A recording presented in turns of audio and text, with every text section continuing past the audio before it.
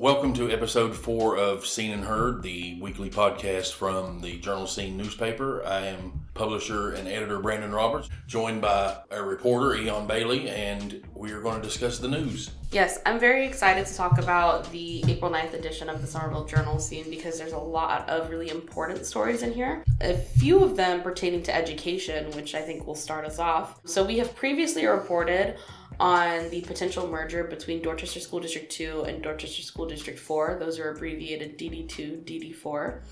And the first public hearing about that potential merging of those school districts occurred in St. George, where the majority of attendees were from DD4. So there was a little bit of anticipation building up to the second meeting, which was in Somerville, because that is the DD2 area. And so what I was kind of looking for was, are there going to be any different opinions that emerge when we're seeing people from the different school districts speak out? But the sentiment kind of remained the same. There was a lot of opposition from both school districts toward the merger. We kind of outlined this previously, but I'll give a quick overview again. There is speculation that the bill was created to solve the funding issue in DD2. DD2 does not receive a lot of funding through Act 388, which stipulates that schools are funded through industry, vehicle, business taxes rather than property taxes. So in a primarily residential area like DD2, you secure less funding, whereas DD4, which is more rural but attracts lots of industry, they receive more tax funding for their schools. So the worry for a lot of residents is that a merger would decrease funding per student in schools that are currently DD4, whereas funding would increase for students in what is currently DD2. Many people were in attendance, including public figures such as school board members from DD2 and school board members from DD4. It was essentially a sequel to the original meeting that already happened. Well, from what I'm following, from what I'm hearing and seeing and reading your stories, it appears as if there is a lot of support or support in general for this merger, these people aren't saying anything. It doesn't seem that way. And then one of the things I think that I noticed from reading your first story versus your second story is there was some backlash about the representation of DD4 on the board, on this, what would be the combined board in the first meeting, and that seems to have been rectified by the second meeting. They had changed the number of representatives on the thing or whatever, but I don't know. I mean, this is, I imagine, Eon, you're going to be reporting on this for a long time coming. If it goes anywhere, I mean, I don't imagine I don't think it'll even be voted on in the legislature, my opinion, but we'll see. Our next story pertaining to the schools is a potential delay for a new elementary school at the Ponds neighborhood. So according to DD2, officials are ready to break ground. The contractor is ready. Builders are ready to go. The delay is coming from, according to DD2, the conveyance of the land has not happened yet. So Coulter Homes is the developer, and there is a follow-up story to this article that will be published this week. So you're, in addition to looking back on this article, kind of getting a preview of the next one. At a meeting last week, a community meeting for DD2, board member Justin Farnsworth spoke about how they're ready to break ground, but Coulter Homes has not conveyed the land because in their development agreement, a set of steps needs to be fulfilled first. Once those steps are fulfilled, then automatically the land will be conveyed. However, the developer has the power to convey the land at any point, not just pending the realization of those steps. So the school district is now urging the public to put pressure on the developer to convey the land so that a school can be open for the 2026 school year. One of the things I thought was interesting was there seemed to be a lot of people in the Ponds who bought or built there on the notion that they would have an elementary school there at some point. So this is, this is bad on several levels in terms of not just students and overcrowding and all that, but, homeowners, and there's really doesn't make any sense why, to me, it doesn't make any sense why that's not been conveyed yet. But this is another one that I imagine we'll be reporting on, or Eon will be reporting on many more times before there's a resolution. Anyone within a 100-mile radius knows it was Flowertown recently, the Flowertown Festival. Joe Debney from the Somerville YMCA tells me there were 200,000 people on estimates. By the way, there's a way, and he didn't get into it, and I didn't really ask him to, but there's a way they determine attendance. It's not just that looks like 200,000 people. There are guidelines they go by to look at it. But I think what was interesting about the story is the center story on the front page, and there's a photo gallery on journalscene.com, by the way. But it was when I was speaking to Somerville Police Chief Doug Wright and all of the different technology and things they use to keep everyone safe. Drones, cameras. He said they even had some officers in plain clothes walking around. But one of the things he mentioned, and when I spoke with him for this story, was the visual presence. The visual presence of officers at the Flowertown, just being there, people being able to see them, how important that is for crowd control, and it's remarkable really to have 200,000 people anywhere and have no major problems except for, no major problems. There were a few minor medical things that went on, which I guess is understood. It's going to happen, but it's remarkable that the festival goes on as smoothly as it does. April is Child Abuse Prevention Month, and the Kay Phillips Advocacy Center, formerly the Dorchester County Children's Advocacy Center, kicked off the Child Abuse Prevention Month with their annual breakfast. And Eon, you were there. Tell us a little bit about it.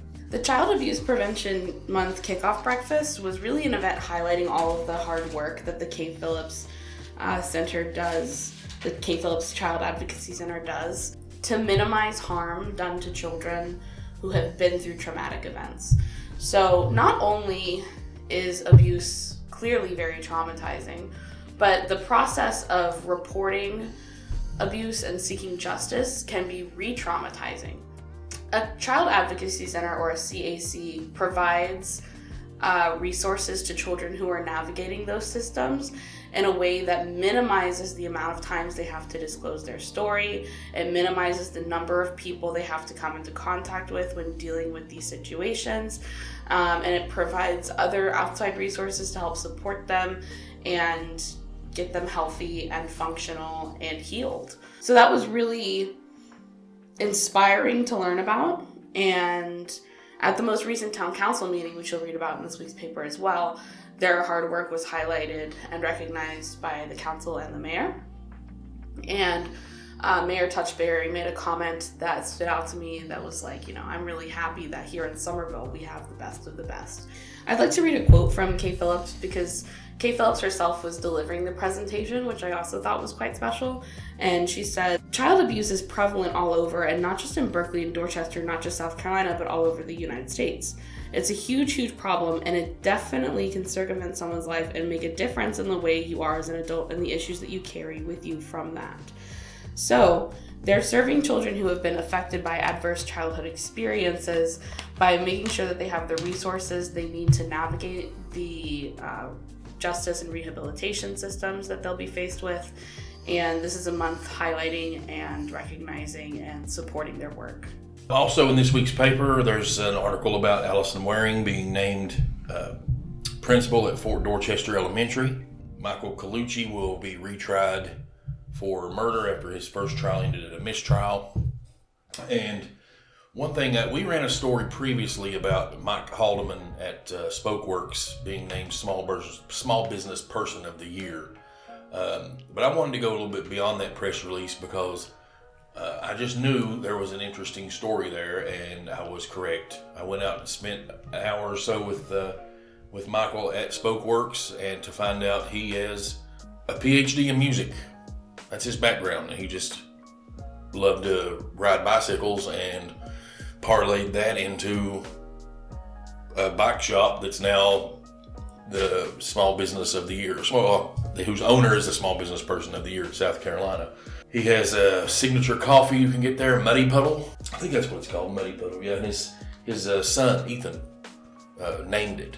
So there's just interesting story after interesting story about the place, and it's just it's a wonderful shop. It's friendly. They're knowledgeable. They're, I guess everything you'd look for in a business where you think small business person of the year. So just a really kind of a deep dive into Mr. Haldeman's accolade and why he's there, why he, you'll have to read about it, but he talks about how he got nominated and how he found out. And one thing he did say was interesting. He said, I wish it wasn't small business person of the year. I wish the word person wasn't in there because there's no way I could do this myself. And that's just, that's quintessential small business minded person who realizes it's a team effort. And just a very interesting, nice guy to talk to. And, I don't have to tell most people know about Smokeworks already. So very interesting story. On page A6, we have Joey Logano at Hang 10 Car Wash out on Trolley Road. Eon went out for that. Eon, what looks like it was pretty well attended. Apparently he's a big deal. Yeah, so Joey Logano is the NASCAR Cup champion currently, and so that's a pretty big deal. Lots of fans were out there to see him. His car was there too, and I don't know if I'll be able to pronounce it correctly. Pennzoil? That's it. Okay. His car was out there too. It was a number 22 Pennzoil Ford Mustang, and people could take pictures with that while they waited. And, you can turn to page A6 to see pictures of the man himself signing photos for fans. Pretty fun time. Eon, you wrote a story on A6 as well about DD2 proposing a $1,500 starting teacher pay raise. It looks like from your story that's a hiring and retention thing. They need people. Yes. So we mentioned earlier about Act 388.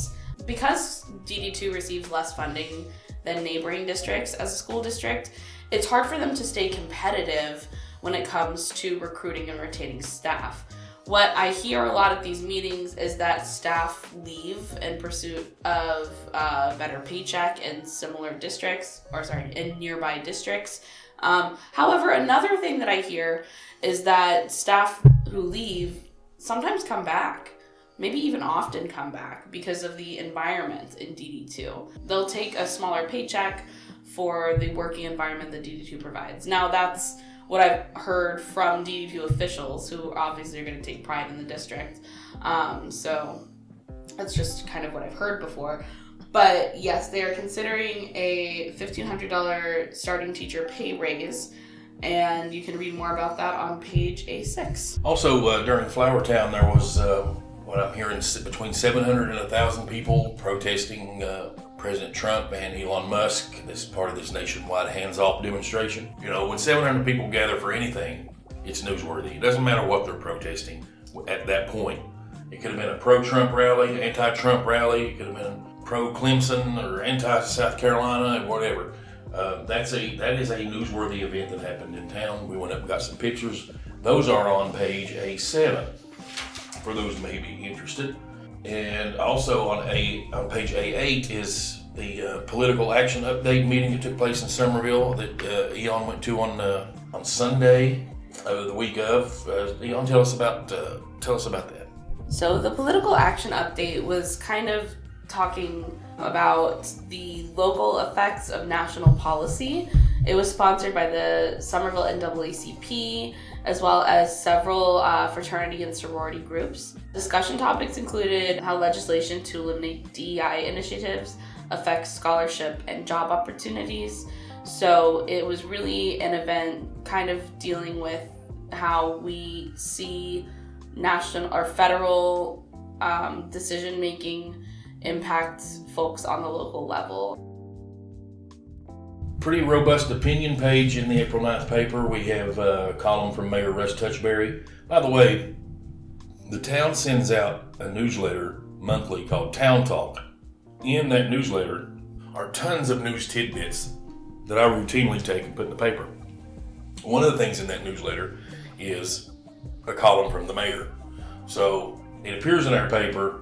I used to put it, when I have room, I'll put in the tagline, this first appeared in Town Talk. But I think, if you're not signed up to the newsletter, you see it in the paper, that's great. But that I take that from the Town Talk newsletter, which is just wonderful cornucopia of news and tidbits. things like that. Of course, Julie Smith's in there as always. Got 2 new ones in this week that I picked up from our friends at the Moultrie News, Michelle Page and Jody Stallings. They're not going to be routine, but they're in there. The DD2 has announced their inaugural middle school honor band, so it's the first time that's been done, and there's a schedule in there for the honor band performance and a little like reception thing they're going to have, so that's pretty cool. And then we have 2 standalones from Flowertown. Sports. Yeehaw! Baseball in full swing, soccer's in full swing. Somerville softball, I believe, is still undefeated. Fort Dorchester girls soccer is having a heck of a season. Baseball, Ashley Ridge, Somerville just had a big series. We got some stuff on that. Looks like Grace Huff won first place in the Kiowa Island Junior Spring Championship tennis tournament.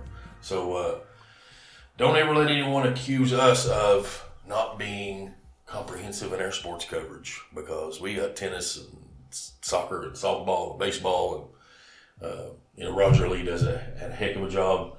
He's one of those sports guys who's offended if he doesn't have it, so which is a good way to be. Thank you for listening to episode 4 of Seen and Heard. Pretty quick episode, but hopefully you got everything you needed to know. And of course, the Somerville Journal Scene is your supplemental reading, so pick up that paper and take a deep dive if anything we talked about piqued your interest. For the Somerville Journal Scene, I'm reporter Eon Bailey, here with editor Brandon Roberts. Have a great week.